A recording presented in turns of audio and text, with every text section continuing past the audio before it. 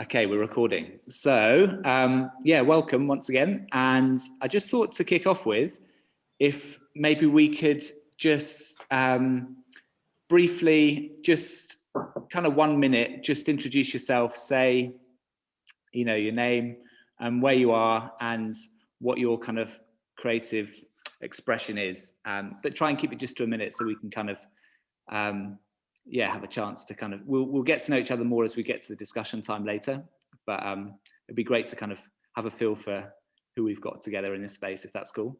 So yeah, feel free to just share, whoever wants to go first. So I'm grew up and was taught piano, and I more recently have taken up singing lessons, and that was just one of the best things that I decided to do last year, and I've been having lessons over Zoom.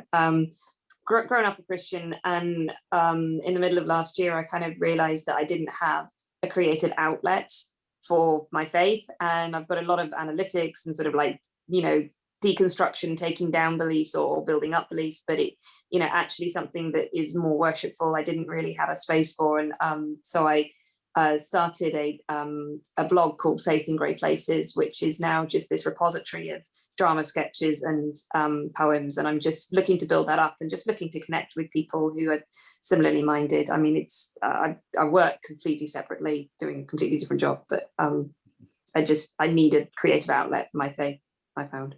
Awesome, Christine. That sounds amazing. Maybe you could drop that link in the chat so people can go take a look later. Thank you for that. Who wants to introduce next? My name is Gro. I'm living and working in the north of Norway. Been part of pioneering a Vivan base 20 years ago, right? But I have been working kind of part-time / full-time as an artist illustrator, illustrating books, working, having exhibitions, but also I'm working with a project called The Language of the Heart that I actually launched as a membership thing recently, only Norwegian, hope to get it in English, and it's a communication tool, visual one. So I've been, yeah, working with a lot of different projects. That's awesome. Thank you. I had the opportunity to briefly see your stuff last Creative Forum. It's amazing. So thank you. Who wants to go next? I'm Debbie. I am currently based in Switzerland. I live in a very tiny village called Brittany that I love so much. But I'm originally Nigerian, and I'm a writer. I write copy and work a lot with communications, graphic design, web design, but most of all work with helping organizations, projects, and ideas move from vision to reality. So we do branding, do brand identity, and that kind of covers who I am. Thanks, Debbie. You're welcome. Hey, I'm just gonna share Sarah's because Sarah put it in the chat because it's too noisy where she is at. So I'm gonna read her intro to you guys. So Sarah is a visual artist. She does photography, video, and collage, and she's from California, lives in Barcelona, works with an artist collective called One, that is really amazing, that is connected to YWAM. She's starting up an art studio space currently in the city. And if you want to kind of have her links to social media, it's on the chat. Yay, Sarah.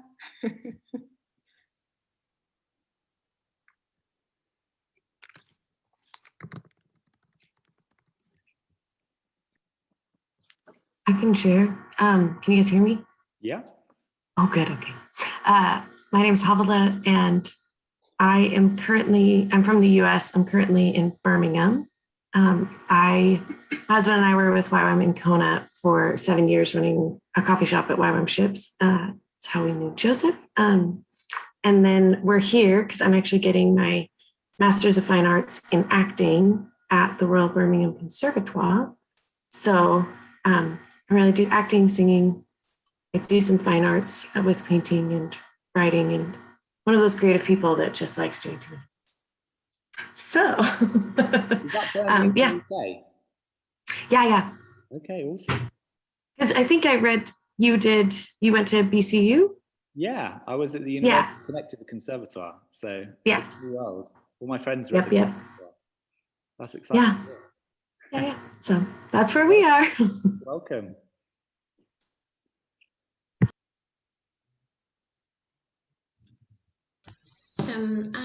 I'm Galen, and I am based in Glasgow in Scotland, but I'm from South Africa, and my mediums are kind of painting with watercolors and acrylics, and I run a little art group called the Art Table, and yeah, it's kind of a space for creative processing and kind of reflecting through art is kind of my what I'm kind of exploring at the moment. Amazing, Galen. Thank you. Good to have you. Hi, so my name is Marie and I'm from Switzerland, but I live in France, in Bordeaux. And I have been with YOM for 6 years, and I have worked with the art and especially dance in street evangelism. And now, sorry, I'm a bit sick. And now I'm back in studying dance and to become a dance teacher, more especially. So I'm in university in Bordeaux. It's amazing to see you again, Marie. It's so good to see your face. Yeah. We connected in Lyon a few years back, so it's lovely to see you again. Yeah, for me too.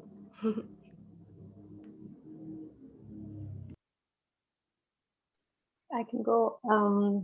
So I was with YWAM in Norway for 5 years, and then I went and got training, classical art training in Florence.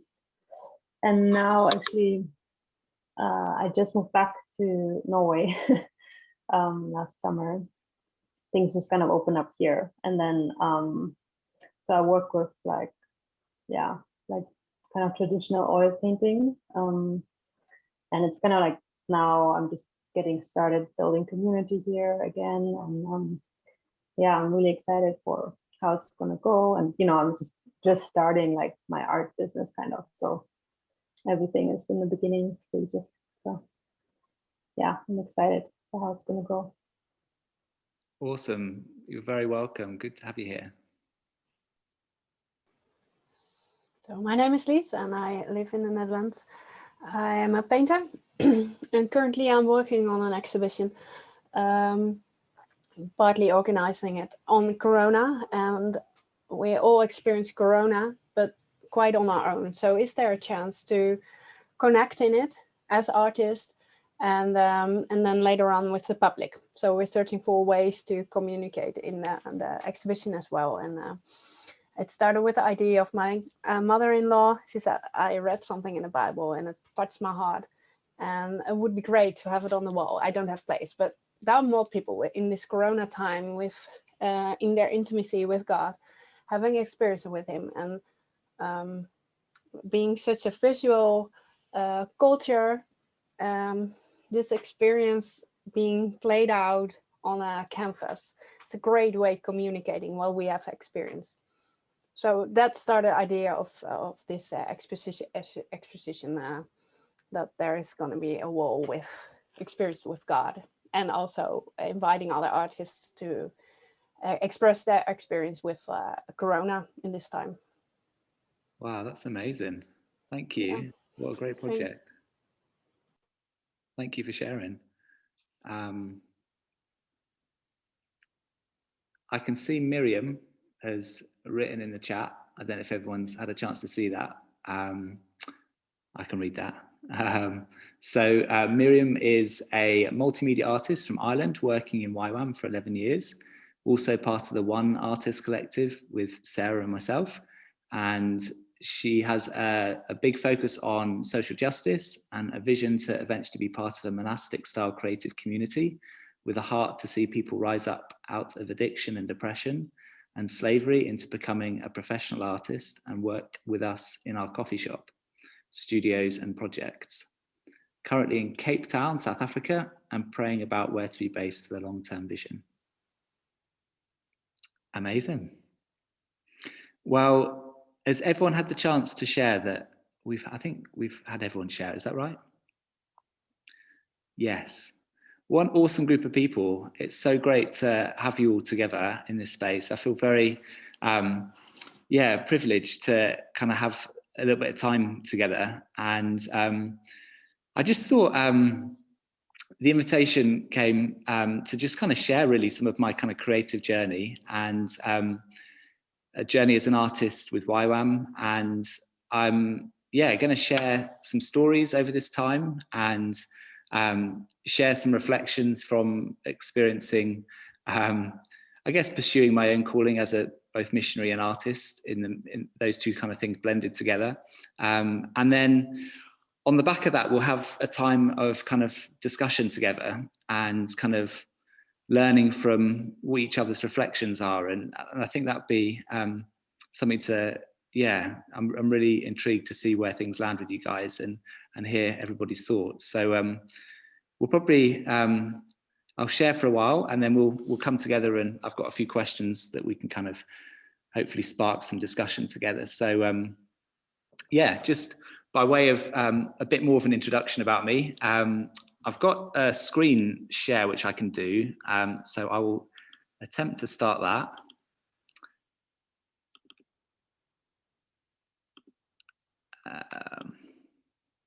Okay, can you guys see this screen? It's got pictures of different artists working. Is everyone seeing that? Yeah, okay, great. So yeah, like I said, I've been with YWAM for about 12 years, and I'm currently up in York in the north of England. And I'm in the position at the moment of kind of facilitating some artist studios, which was set up by YWAM in partnership with a church. And this church here in the photo on the left, in the kind of loft space in the top of the church, it's all been converted into kind of working artist studios, which was kind of initially kind of pioneered by Douglas Howland, who some of you guys might have connected with. And yeah, he had a kind of heart for basically blessing the artists in our city and kind of giving them the opportunity to have space to work. So he's now moved on from York. So at the moment I'm just kind of facilitating these studios. We've got about 21 different artists, most of them unbelievers in various stages and journeys in their creative practices. We've got painters, sculptors, printmakers, all sorts of different things. So it's a really interesting community. And then in my own kind of practice at the moment, I've been working on like a digital series of illustrations. So my kind of background is mainly kind of, it's all visual art. I trained in fine art at university in Birmingham. And then I've been working on a project with a kind of church leader and author down near London. And the project is about kind of trying to bring to life in a fresh way stories from scripture and trying to illuminate characters from scripture that maybe haven't had a huge amount of airtime, and trying to, I guess, sort of frame their stories in a way that might open up revelation for people that maybe have no understanding of faith, or even those that are quite, far along in their faith, kind of maybe a fresh perspective. So I've been kind of illustrating that series of stories that he's written. So these are all different people from scripture. And it's a bit of a long project I've been working on for quite a while. So, but as I was preparing for this, I felt to land actually on some stories which are from earlier on in my journey in YWAM. And so that's where we're going to kind of move into, is kind of looking at some experiences and stories from some earlier times that I've had in working with YWAM as an artist. And I went to a talk years ago. It's by a prominent Christian artist. It wasn't actually an artist, he was a kind of Christian leader. But he said, someone put the question to him, how would you describe Christianity in 10 words? And everyone kind of waited and was interested to hear what he had to say. And he came back with a response: every tiny little bit of hope you experience is real. And I was like, what? That's an interesting perspective on how you would describe Christianity. What it means to be involved in seeing the kingdom of God unveiled. And it was something that really stuck with me. And I kind of have reflected on it for years, really, and the power of hope at work in this world and what it looks like to be an artist that carries hope. And I guess hope comes from having an inspiring vision of the future, and trying to figure out how you get to that vision is sometimes a challenge. And I think artists, it's kind of our natural habitat is the place of imagination. And imagination is often the kind of seedbed of reality, of what's going to come to be. And often in our imaginations, we're rehearsing these ideas and thoughts and visions of what the world could look like, of what our creative, you know, dreams and desires are. And in this place of imagination, as we kind of, as artists of faith, are kind of mixing like a beautiful cocktail with the Spirit of God in that place of imagination. Yeah, we do sometimes get these kind of expressions of what it could look like to bring the kingdom through our creativity. And I think as artists,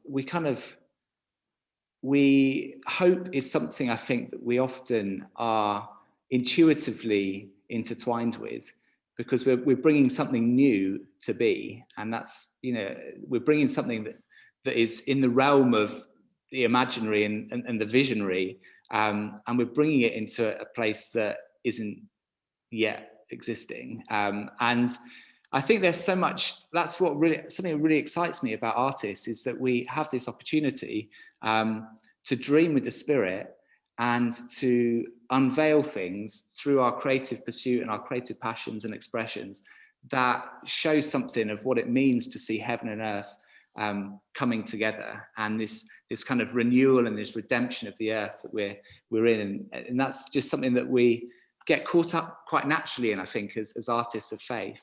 So I'm going to share a couple of stories off the back of that, of some of my experience of seeing those things blend together.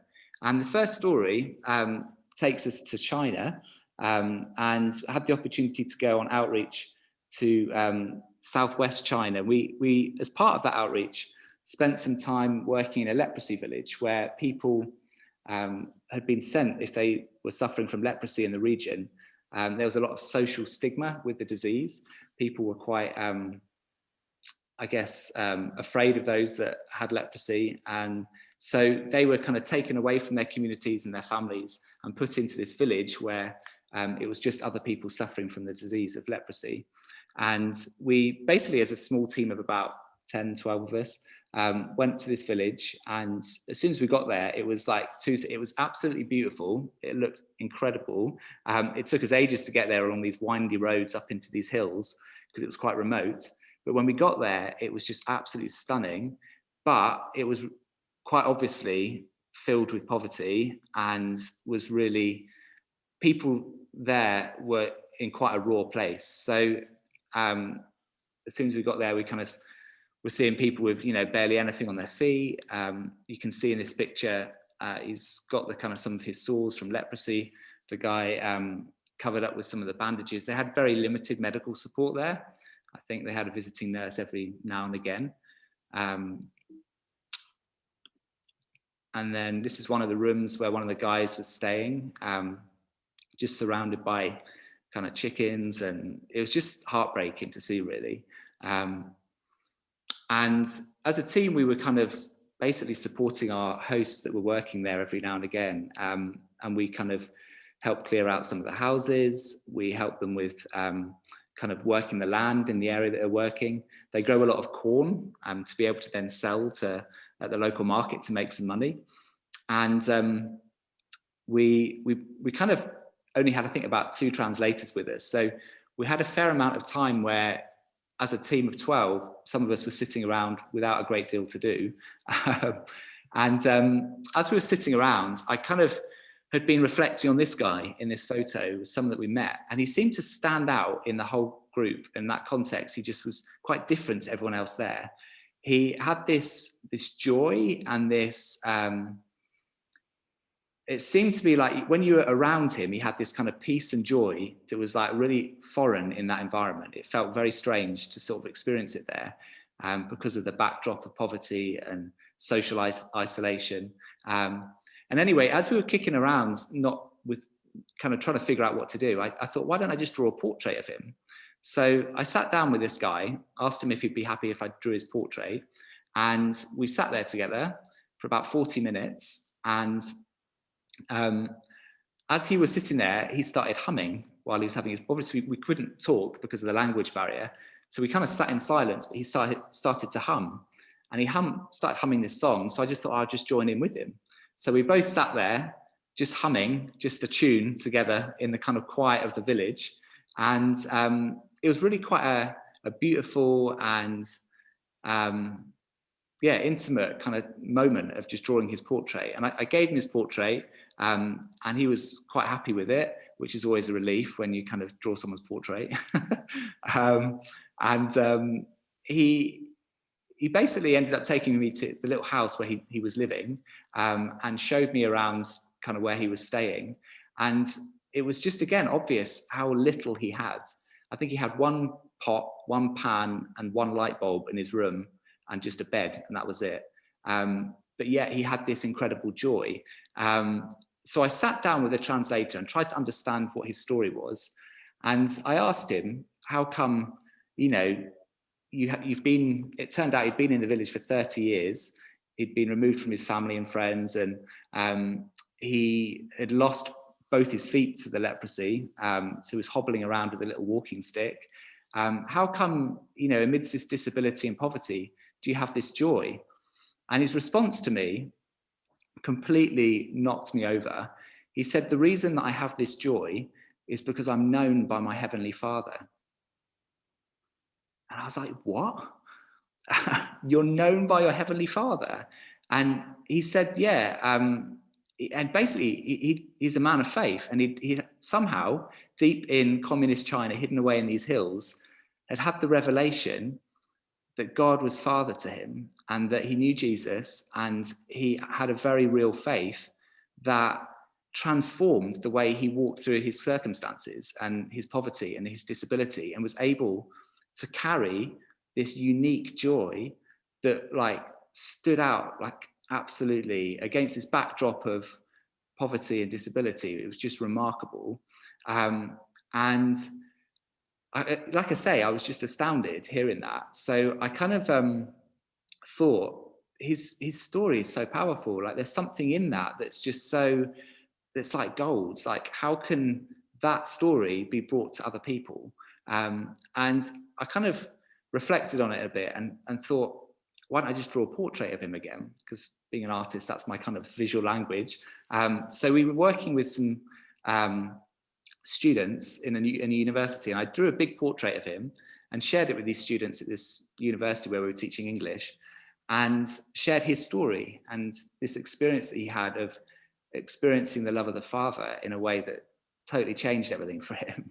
And obviously talked about the leprosy and the situation that he was in. And the students decided to donate a load of money to support the work that was going on in the village. And I found out that 2 of the students listening to this guy's story were actually medical students, and they decided that they wanted to come and support the work in that village. So they started regularly going to that village hidden away in those hills with this medical team and started supporting the work there. And we also found out from our host about a week later that in hearing this guy's story, 5 of the students that were in that group had actually come to faith through this guy's testimony. They'd actually come to encounter the love of the Father themselves.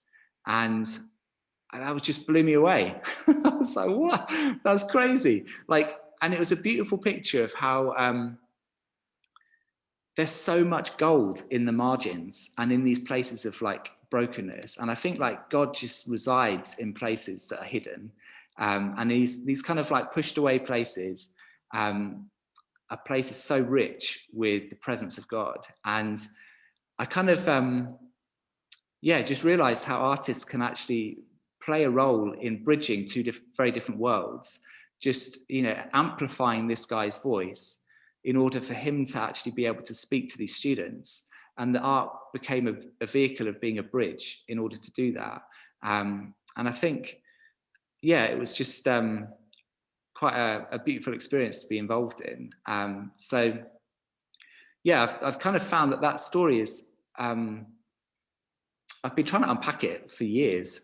Like, there's so much in there, I think, of yeah, just how God can be at work in these places of brokenness. So, and since then, I've shared those kind of the stories back in the UK in kind of exhibitions. I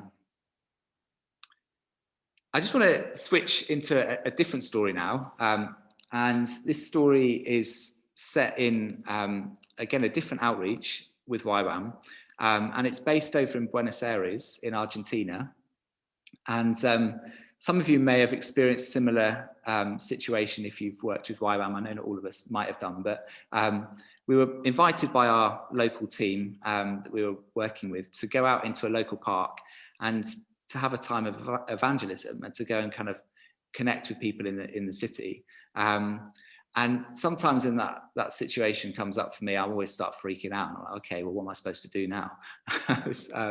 Like, I don't know anyone here. There's a big language barrier. How do we connect? So we went to the park and we kind of walked around and didn't quite know where to start, really. So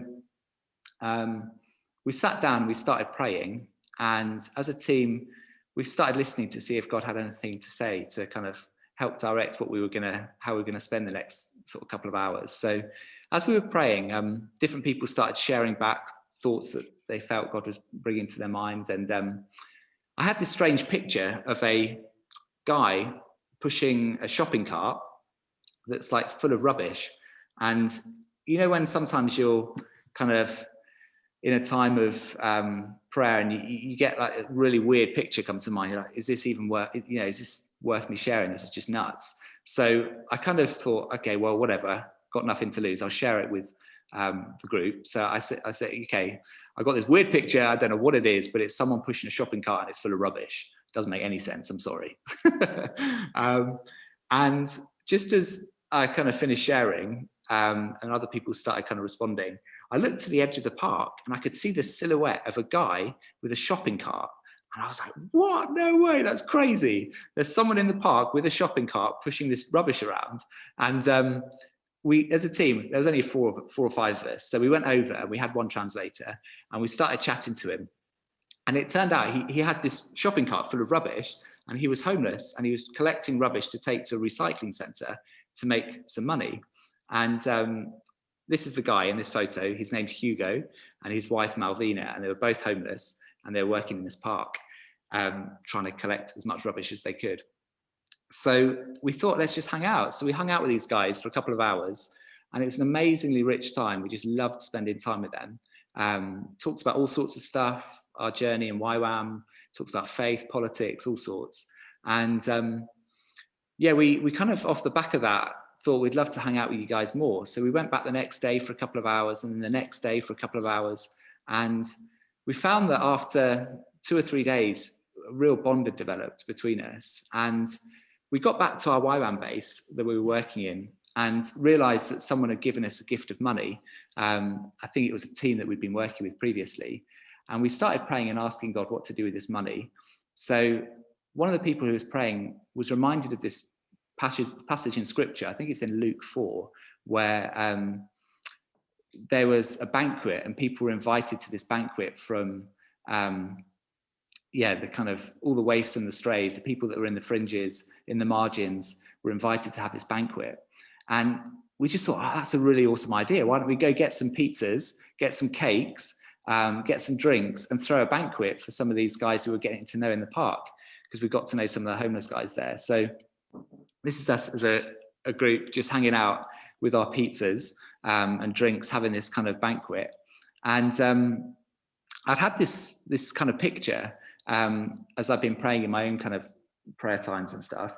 And it was a picture of like a neon sign sitting above our friend Hugo. And I thought, oh, that's an interesting picture, but I don't know much about neon. I don't know how to work with neon as an artist. It's not something I've ever done. But what does a neon sign do? I guess a neon sign is about drawing attention to something, is about advertising, about trying to highlight something. So I thought, well, I guess I can work in my kind of with portraits and maybe create a portrait of him and use that as somewhat like a neon sign. So I surprised Hugo in the midst of this banquet with a portrait. And I remember coming across a quote recently, which was, beauty is to the soul what food is to the body. And I think there's a real power in beauty in nourishing us, as well as, you know, obviously how food does in the physical. And I think sometimes that gets neglected. And but the idea of beauty as food is, I love that picture. So it's just goofing around with him. And this is giving him his portrait. And his reaction really was moving. He kind of didn't know quite what to do with the portrait. And he basically was quite a excitable, passionate kind of person. But when he received the portrait, he just went quiet and he knelt down and he just started stroking it. And I couldn't, yeah, it was really moving to watch. And we decided together that we would kind of install the portrait where he sits every day. So between us, we kind of put this portrait up. And then this is him sitting under the portrait where he sits every day in the park. So those that walk past every day would normally find him in this spot.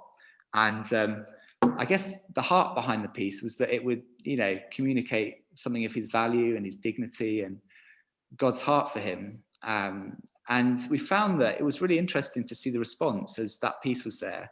People that would walk past that would never normally encounter him or give him any time started coming over and talking. And, you know, he was excited to share. And, you know, people started embracing him.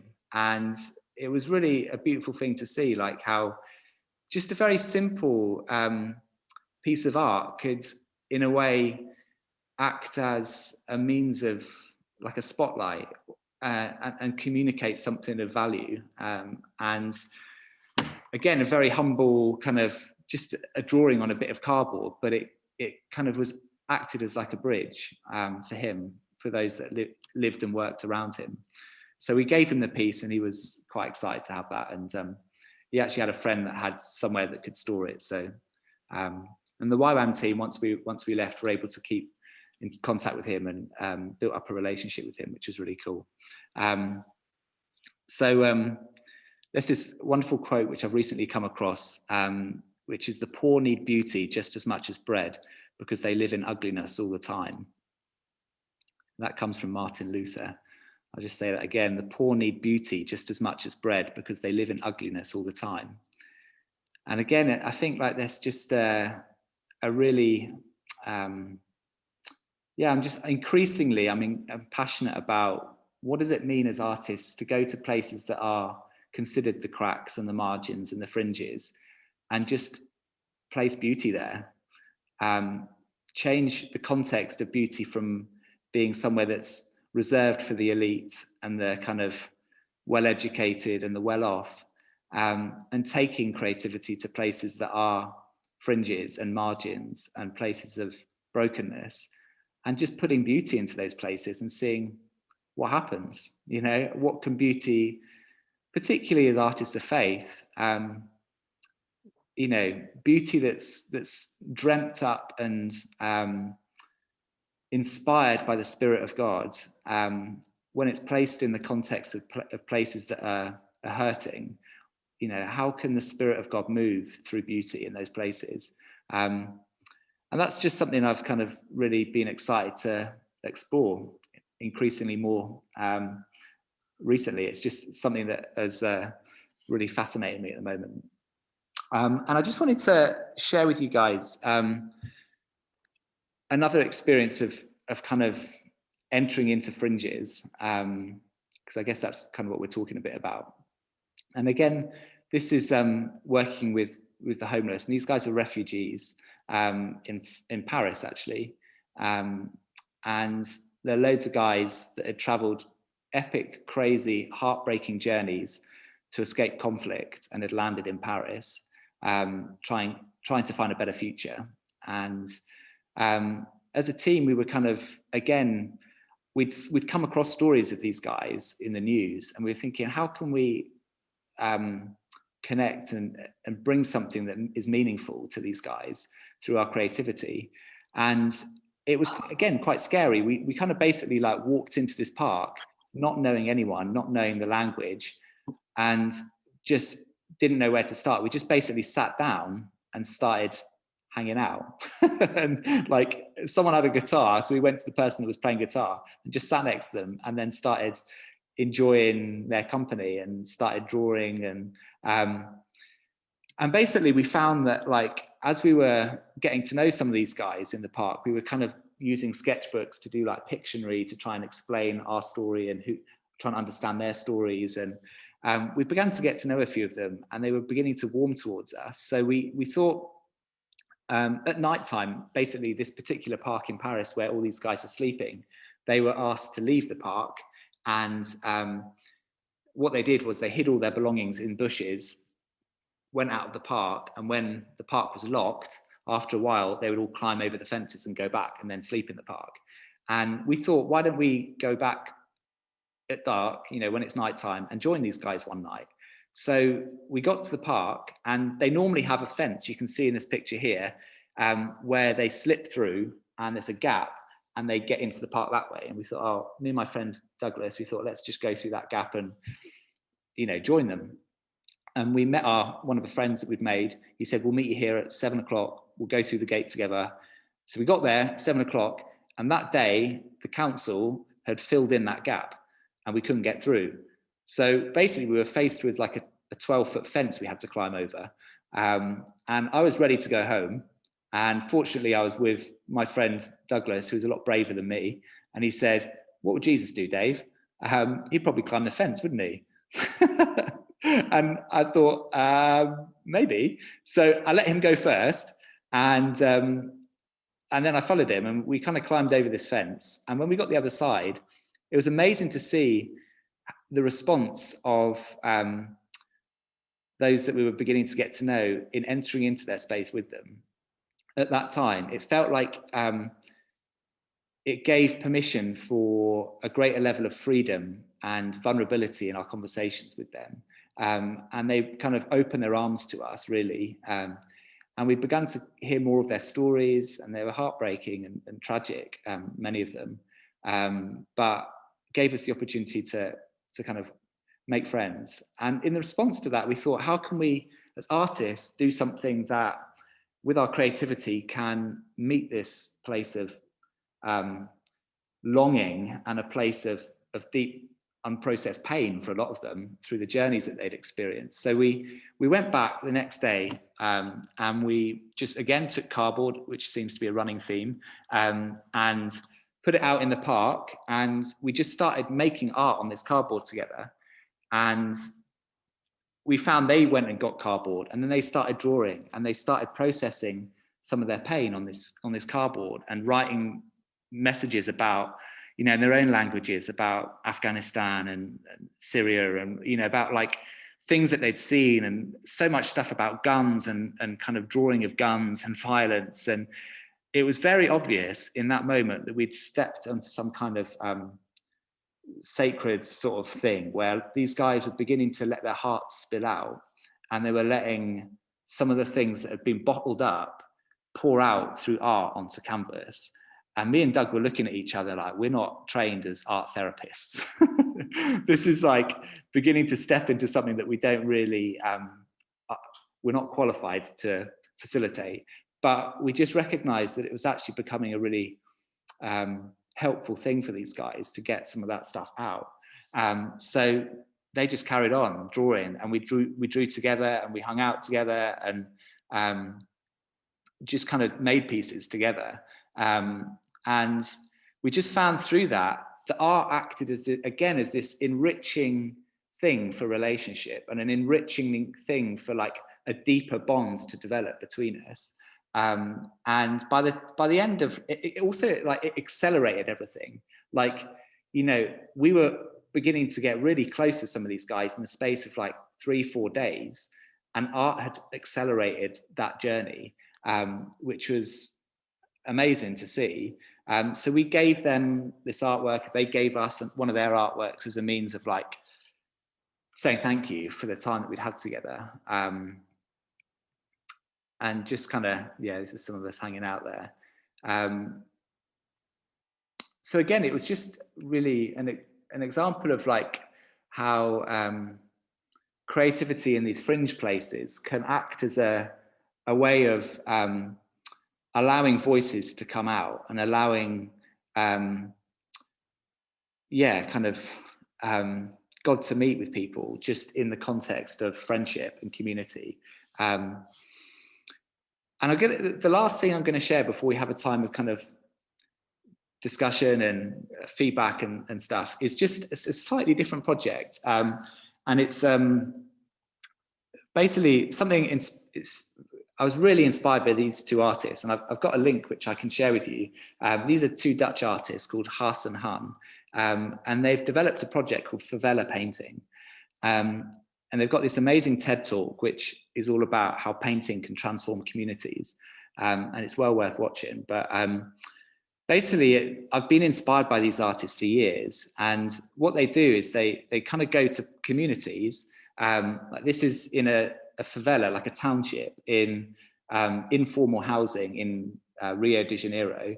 And they basically employed the local people, trained the local people, worked with local youths that were at-risk youths, kind of vulnerable to working with, you know, involvement in gangs and stuff like that. And they painted the neighborhood and kind of re-changed the narrative of that area through paint. And people begin to see their neighborhood in a different way when it's painted in the way that neighborhood is painted. You like experience your surroundings in a very different way when there's beauty involved. And I think these guys, to my knowledge, they're not artists of faith, but I think they carry something that is like very much close to the heart of God in seeing communities transformed with beauty. So this is an area, a project that they did in, I don't know if you can see, there's this street, this is in Philadelphia in the States, and it's a rundown area, an area with crime, drug problems, a lot of issues, social issues. And they were invited by an artist community to come and do what they do, transform that neighborhood with paint. So this is the neighborhood, which is pretty epic. And I would love to live on that street.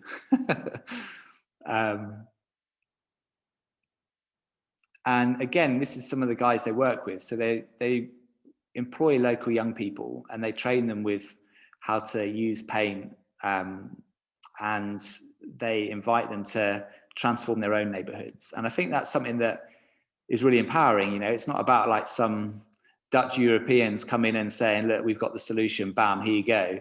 Something I love about these guys is they embed all that they do in the fabric of the community through relationship. And they see places that are kind of fringe areas. So a lot of what I've talked about up to this point has been maybe individuals or groups. But what I thought would be helpful to highlight with these guys is they see like neighborhoods, parts of cities that are neglected, and then through beauty and through partnership and relationship with varying stakeholders in that community and local people, they see those communities transformed through paint. And they offer employment as well, which is exciting for those that are unemployed. And I had the amazing, unexpected opportunity to spend 2 weeks with these guys over in the Caribbean, of all places, which is an amazing place to go and have some training. And we spent 2 weeks basically learning what they do and how they do it and their journey and their process. And it was a real rich experience, and had the opportunity to paint with them in a kind of neglected neighborhood in the city, and kind of see firsthand some of the heart behind what they do. And I remember one of the things that really stuck with me that they said was, if the art allows people to see this neighborhood in new ways, and the art eventually disappears, but the neighborhood is changed, the art has been a success to us. And I just love the lack of ego in that. The fact that these guys are willing to allow their art to disappear into the background, but see a neighborhood transformed, I think it's just a beautiful thing and something that I really love and I'm inspired by. So yeah, I can share the video. It's well worth watching the video. I'll share the link in the group. So I just thought we could go into a time of like just having a bit of a chat and sort of response time and kind of hearing where this lands with some of you guys, and having a bit of a chance to explore some questions together. So I don't know, on the back of that, if anyone initially just has any questions, and then I've got some prepared questions that we can kind of jump into. But some of you may well want to ask a question at this point anyway. So just thought, yeah, go for it. I just, it's more of an observation than a question, but I went to a talk about the arts and refugees at actually the Royal Opera House. It was great, and one of the things they said, particularly in how they use ballet, is that there are some things, some traumas that words cannot express. And what you were sharing about the paint, especially in Paris, it's like, you know, art is its own medium. It is able to transcend words in a way that, yeah, that people need. They need means to get that out of their system. So I just found it really powerful to see you doing what I had heard about in this other talk a while back. Thanks, Christine. Yeah, it's amazing how art can like find a language of the heart that like words just sometimes fail to do. And it's I think in a way we're just incredibly privileged as artists to be able to carry that language. It's a responsibility and a privilege, isn't it? Yeah, thanks. Anyone else have any reflections or thoughts or questions? I don't have a question, but I really love, well, your work is really impressive, by the way. Like, it's so powerful, and you're obviously very gifted and talented.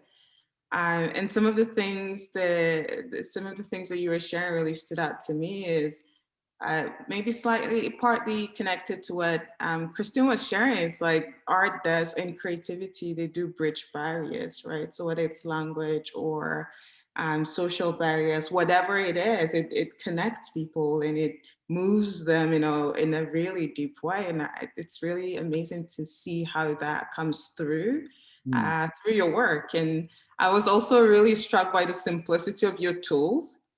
You see, like a cardboard, and it's so powerful still. Like, who thinks about that? I don't know. But there's such power in the simplicity of the medium and the tools that you use, and it still resonates with people in such a powerful way. So all around, I'm just super inspired to listen to you and think about hope in that way. How do you use creativity and art to not just inspire hope for the now, but for the future as well?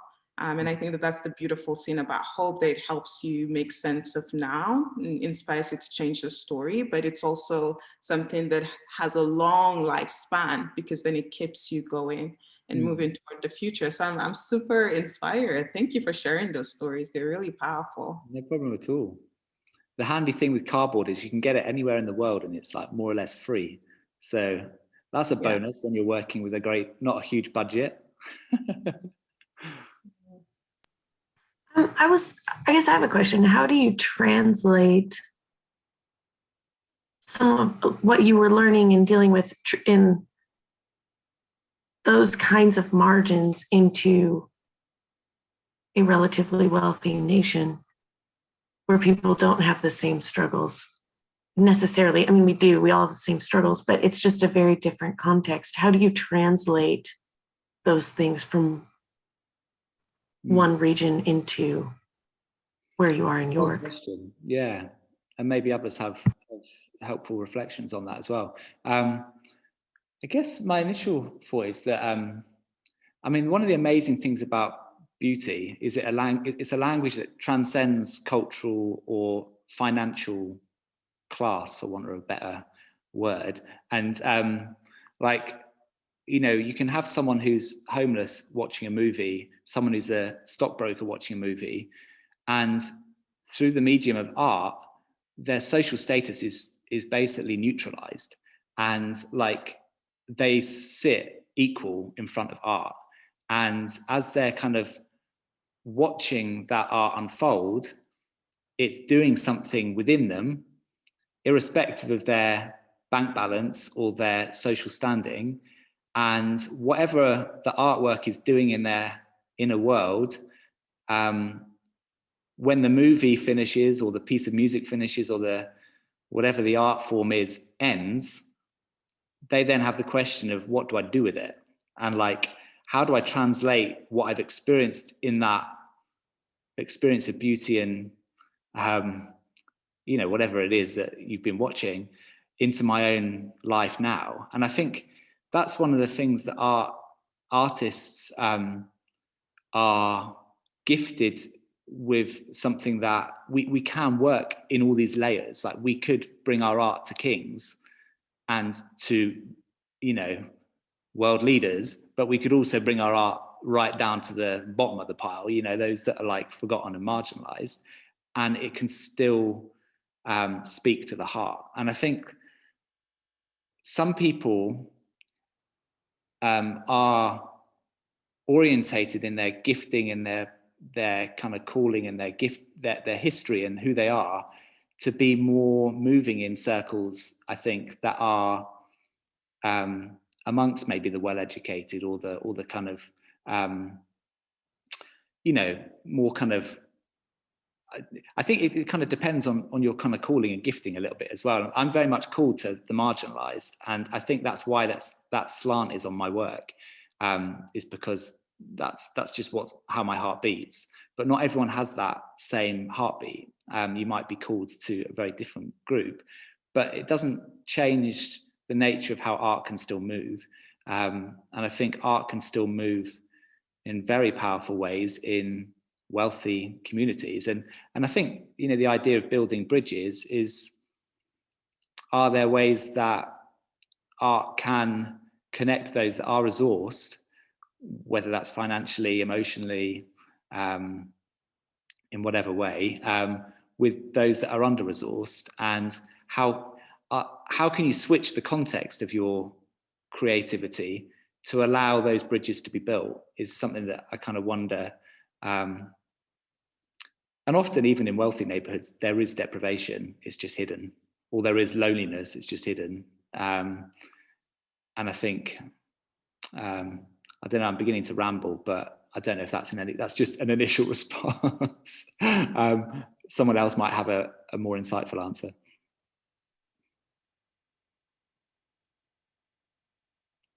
I think you need to unmute yourself. Yeah, here we go. Yeah. Now we just moved to a small place in the north of Norway. It's a beautiful place though, but still it is. It's 200 people living here, and it has a lot of history. It's like an old trade center. It's an old church. It has a fort from the Second World War, and but in one way people has lost their hope for the place, so they in one way don't see the beauty. I'm seeing it because I'm coming in as almost like a tourist, just living here for a year now. But then I think when I'm painting in pictures from this region and area, I'm actually, people are seeing it with different eyes, and they see the beauty, and it's actually valuable to put on a canvas. So in that way, I can see, for me, being here as an artist, it's bringing hope to the people that actually we are established here. We bought a new YWAM base and moved the whole base further north. And it's also bringing hope, because it's like, wow, this place is valuable to put on a canvas or picture. And also, just by communicating that, it brings hope to people. So in that way, it's it's also about bringing forth beauty and yeah, bringing forth hope, actually. So I think involving more art. I was just applying for because I'm a kind of I was applying for some money as well to put up like 10 big boards outside, like an outside art exhibition. So I'm very looking forward to see how that works. But it is something about just thinking big, allowing to dream, involving God, and also, yeah. So I don't know if that was. No, it's helpful. Thank you. Thanks, Rue. Yeah, I think that I think that your responses are quite, they cover the wholeness of maybe what the full response to that question would be. But I think what's stood out to me in my work and in my own experiences is also that when people have a need and you're able to articulate that and help them find solutions to that need, it actually, the medium doesn't matter. There's something really powerful then about connecting with your form of art. So whether you're a writer or you're a painter or you're a fine artist, identifying that need in a specific way and helping people to gain context for it. It's not just like an endless problem or need. That helps the medium resonate with the people. And I think that that is true regardless of whatever your specific kind of art area or art form is. And that stands out to me. Like we're currently with Bloom working on a brand with the farm for the village that we live in. And they're not like Wyomas, they're a full-blown business. But them seeing it's like there's a context to us being able to either write a messaging for them or create a design or a logo or whatever that then meets their specific need, and then they connect with that at a heart level and it resonates. It's not, in that sense, then it's exactly, I think, what you were saying, David, that it's whether you're working with rich people or middle class or poor people, once you can identify the need, I think it will resonate. Thank you, yeah. Anyone else have any other thoughts or reflections?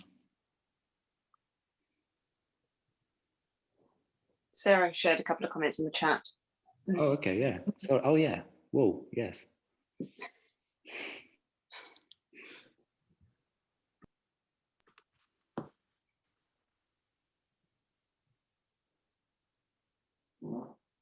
David, did you want to read that out? Or? Yeah, I can read it out, yeah. So shall I go back to Miriam? Because I saw she's written something too. It sounds kind of free. Yes, beauty is powerful. We've done prophetic artwork in the local pub and pass it to specific people, and they are truly reached in a deep place, even just so touched that a stranger would focus on them and make something so personal for them. It's especially powerful now in the very lonely, individualized Western world. Wow, yes, so true. It also kind of communicates like, I see you, you know, and who does, you know, when you're like, so many of us feel like we're not seen, right? Even if we've got millions of friends, like just, you know, there's moments where we just feel like, oh gosh, no one knows what I'm going through. But when someone sees you, it's so powerful, isn't it? We also wrote a song once for a guy in our community who has agoraphobia, stays in his room with addiction and depression. So we emailed it to him, and honestly, it broke walls down. And now he even comes out for walks and comes for our community art evenings. That's amazing. Awesome. Wow. Just before I read Sarah's, it reminded me, if you guys come across Epiphany musicians group, for those of you that are musicians, you might, if you go to YouTube and type in Epiphany, I don't know, maybe that's how you find it, Epiphany, I can't remember. But anyway, what they do is they do sound portraits where they put someone in the middle of a room, and these guys are all classically trained musicians, and they're all people of faith. And what they do is they respond to what they sense the Holy Spirit is saying to them, and create in the moment, while that person sat in the middle of the room in front of them, an original piece of music that's calling out the destiny of that person and is like speaking of what they see in that person. And it's absolutely like insane. Like I had the experience of like having a sound portrait done by them, and you sit in this chair and you just hear this like music wash over you. And it's, I mean, music is just incredibly powerful to speak to the heart, isn't it? And like, yeah, it was kind of mind-blowing. But I was thinking, like, how amazing would that be if they as a group, or people who were inspired by them, went to like a homeless place and like had like someone that was like, you know, that no one ever gets a piece of music written for them like that. What if they were to like do that for like someone like that? I thought that'd be super cool. Anyway, yeah, type in Epiphany, they're amazing, based in England. Yeah, I think so this is from Sarah. Yeah, I think since the deep brokenness exists everywhere, beauty and a window to heaven is needed everywhere. Yes. Maybe we don't wear it on our sleeves in Western culture, but the need is so deeply there. Yes, Sarah. Wholeheartedly agree.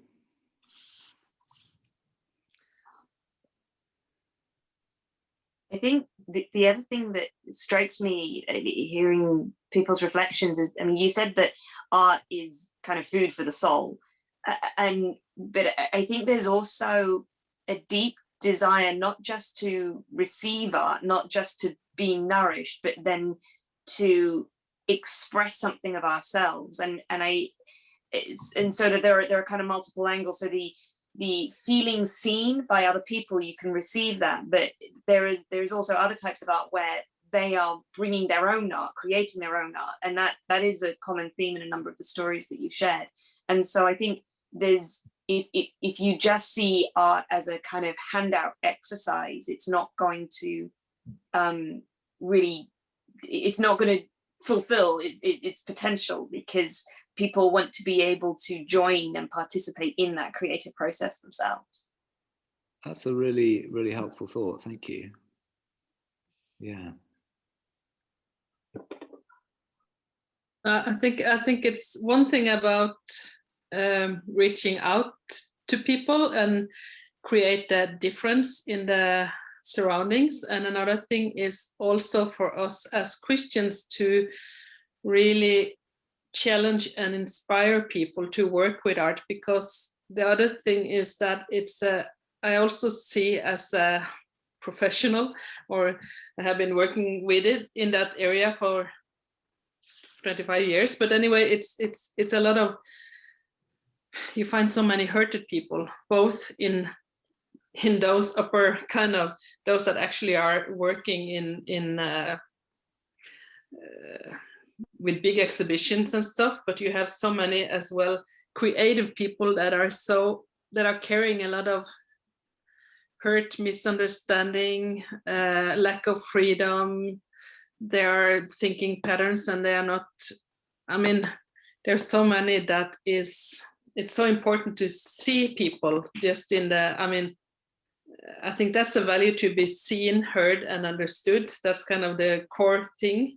And for us as Christians as well, to how to reach out to those and inspire them, and actually speak hope into those people that are actually carrying a big heart of creating. And I mean, because it's yeah, that's really on me, because there are so many people that actually are carrying that calling, but they are so, and been trying to reach out, but then in a prophetic way or different way. But in churches, in Christian setting as well, it's so much misunderstanding. It's so much, I've been working a lot like in prophetic art on bigger stages, like sand painting and painting. And it's like, and still I'm getting hurt, because like in one way I can be standing straight in it, because I can deal with the different thoughts and stuff, but still when Christian adult leaders are not respecting me as a creative person, or in one way just it's weird. In one way, I have to kind of guard my heart going into those situations, because it is it's my heart I'm sharing, and that's, I'm also vulnerable in those situations. So it's so many callings, I think, for us. It's one is going to the poorest people, sure, and then it's going to all different levels in society, but then it's also reaching out to Christians, like how on earth can we be as Christians creating and being artists? And for me, it has been a help lately because what I realized is that people that are artists are not necessarily aiming for having an exhibition, because then I think like that's our skills, but then it's we are different prophetic callings, and some actually are teachers and they are using their art to teach. Some are counselors and their heart is using their heart in counseling. Some are, they are prophetic people and they're using their art in those areas, and kind of it's more specific callings, and to bless people out taking their creativity seriously, and actually to use it in their callings. Yeah. I don't know if that was a massive thing, but yeah. And each one of us are like uniquely called to cultivate the kingdom in the context that we are placed in, right? And like that's so different depending on our background, our story, our history, our gift mix, our personality, our creative giftings, our community, all these factors, they all flow in, meld together, and you find your own unique voice in the mix of it all. And I think that was one of the questions I had written, was what part of the world, or what part of the world are you called as an artist to cultivate and reflect the values of the kingdom? Because not everyone is called to the homeless, or the marginalized, but we're all called to cultivate the kingdom where we're placed as artists, and to be authentic in our voice, and vulnerable in our voice with what we make. So yeah, don't know if anyone has anything that they want to share about where they feel called to cultivate the kingdom with your creativity, and how it might reflect and respond to what we've been talking about. Well, I just wanted to respond to what you were just saying, and to say that I suppose from my experience, a lot of artists, a lot of us creative types do walk that line of kind of like depression or mood. We are affected. We tend to be like the sensitive type people who feel a lot of things and see things that others don't notice. So I think it's so important to form creative communities. My sister and I worked for years as artists doing big like murals and things, and it was ours alone, lots of time alone, which isn't great. My friend, he runs a project down in Cork City in Ireland where he has got a big old building. Like, it's not great, it's a bit damp and a bit drafty, but they're trying to create space for artists in Cork to come together.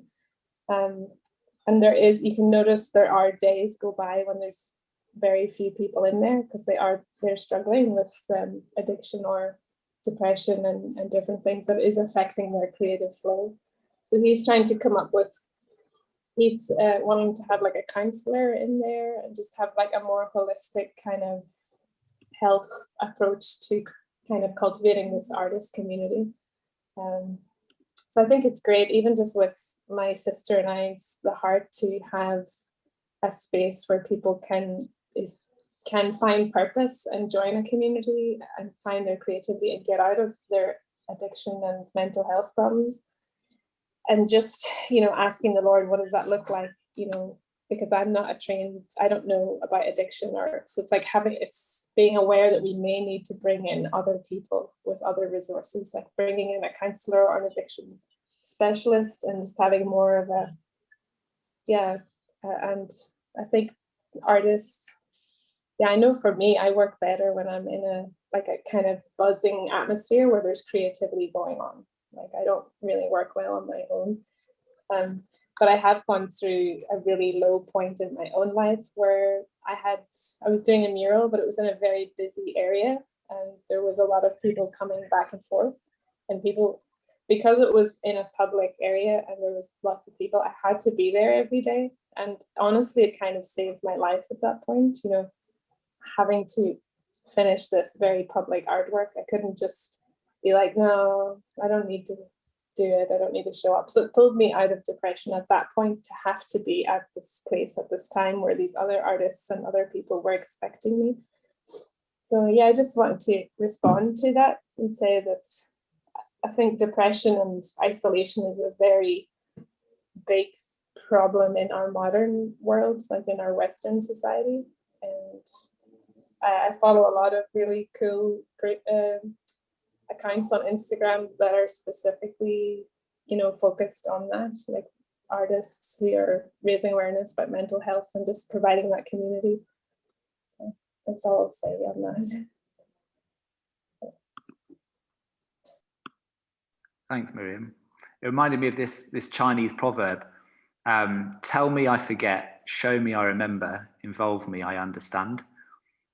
And like the idea that like when someone involves you in something, like there's a whole nother level of heart engagement in what's going on. And like you feel like the invitation to kind of partner in something creative together, like I don't know if you find this. So when I sit in the studio and I'm like making, I share a studio with this other lady, and while I'm making, sometimes like my mouth runs away with me, my heart just like I'm just sharing all this vulnerable stuff about what's going on in my life. Because when you're doing something creative, your walls come down, and like sometimes your defenses are just like lowered, and like the act of creating together with someone just allows relationship to just kind of accelerate, and like, you know, walls to come down. And I don't know if anyone else has had that experience, but like I think, yeah, there's so much room for like involving others in the creative process, and what can happen in that. Yeah, and just to respond quickly to that, it just reminded me of another way that we can use our art in like Western society. I think, like, obviously in Northern Ireland, we have had years of like the divide between Catholic and Protestant background, and there's been a lot of trouble and civil war. So there was a time when I was doing projects with both communities, bringing them together to make a mural together, which really, what you're saying, Dave, like broke down those barriers where conversation was opened up. And like, I think you're right, when you're creating and your barriers come down. I think that's how they actually, psychologists speak with children that have been abused. They get them to draw or do artwork, and it does something where they end up opening up. So this is happening a lot with our projects in Belfast and different cities around Northern Ireland, where there'd been, you know, people's dads murdered in the Troubles, or, you know, bombs going off, and these kids growing up hating each other. But the power of artwork was bringing them together. And just, so I think every city and every country that all of us are from has those groups that are divided. There's always like people that don't like other people. I think it's so powerful to bring art into the mix of that, and the reconciliation that can come from creating with someone who normally could be an enemy. So that's what we were saying as well. It's interesting. Miriam, sorry, go for it, Christine. No, Miriam, I find it really interesting that you say that, because I think, to answer Dave's question about where do I feel called to go, at the moment, I feel more called to the church than anywhere else, because I feel that the power of art to do exactly what you've described is underappreciated, and art is relegated in the spiritual life. I think there's that's I'll keep it short, but that's my observation, and that's my big frustration. Yeah. Okay.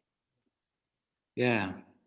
And that is interesting. Like, are there ways within the church that the creative process can be honoured and others invited into it? And I think sometimes as artists, we're like, we're a bit scared of inviting people into the process because we just want them to see the shiny product at the end once it's all perfect.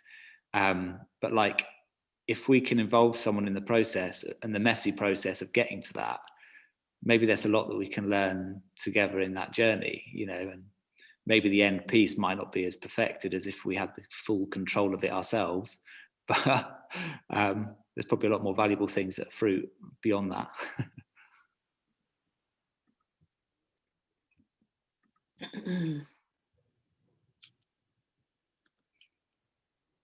So I think we've probably got, I'm not quite sure how much longer we've got together before we go back to the main room, maybe like 5 minutes or so. Is there anything anyone have? Yeah, I think it's more like 60 seconds, but anyway. Oh, is it? Oh, okay. Yeah, we had the 5-minute warning a little while ago. Oh, I don't get that warning on my screen for some reason. Oh, okay, well, that's good to know. We've timed it all right. Yeah, well, if you ever, any of you want to get in touch, like my email is davenevard@gmail.com, so nice and easy. And my website is davenevard.com. Be very happy to kind of touch base, or yeah, and I love these kind of communities because, you know, we've all got answers for each other, haven't we? And, you know, helping each other kind of make that next step forward. So yeah, I feel like it's been great to be with you all. Thank you for all that you shared. Thank you, Dave. Yeah, no, thank you very much. I just had one other thought in case it's an encouragement. Last year I worked on a project that involved a lot of artwork, a lot of time. It's been something that's been in my head for years, cost a fair bit. And I kind of sat down and I thought, is this just a monumental waste of money for something that's not going to reach many people? I mean, you know, evangelistic materials get produced all the time, etc. And this is really what this is. And I was kind of just wondering about the value of my work and in comparison to what is already out in the market, and the Holy Spirit, as I was thinking about what is currently out in the market in terms of evangelistic materials, just said, yeah, it's fast fashion. And that really hit me. And I thought that was interesting. And actually there is so much value in making a good product that's going to last for a long time, even if it's a long time in the making. And I hadn't realized that actually so much of what is currently put out by the church actually it is done quickly and cheaply, and it just brought home that there is value in staying with it and doing the valuable, difficult art that takes a long time to process and to create. Yes, definitely. Yeah, people I think So people are very perceptive. Like if something's just propaganda or out for the sell, people will read that real quick. But something that's crafted with and honored with authentic craft, I think people will equally see the value there. That's cool. Do drop your link to your website on the thanks. If you haven't yet, that'd be cool. Yeah, I put it in the chat, but I'm interested in connecting with you anyway, so I'll probably email you anyway. All right, yeah, sure. Yeah. Cool, thank you, Dave. I think we can all leave the breakout room and join back at the bigger group so that we can continue from there. So see you guys in a bit. Thank you, Dave. No problem. Yeah, thank you.